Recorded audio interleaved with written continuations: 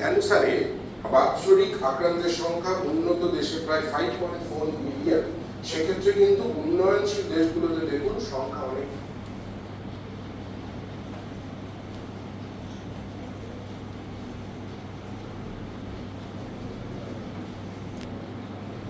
বেশি, যেখানে মৃত্যুর সংখ্যা তুলনামূলকভাবে আমাদের এই উন্নয়নশীল দেশগুলোতে অনেকটা বেশি।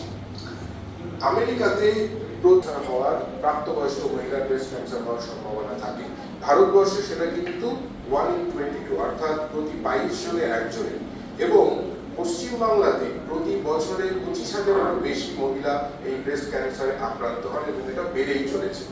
আমরা যদি জানার চেষ্টা করি এর কারণ কি, কেন ভারতবর্ষ তথা পশ্চিমবঙ্গে ক্যান্সারে আক্রান্তের সংখ্যা বাড়ছে এবং কেন এর থেকে মৃত্যুর সম্ভাবনা আমেরিকা বা অন্যান্য উন্নত দেশের তুলনায় বেশি, সেটা জানতে গেলে আমাদের জানতে হবে স্টেজ 4-এ পৌঁছে যায় ধীরে ধীরে কিন্তু বেঁচে থাকার সম্ভাবনা কমতে থাকে।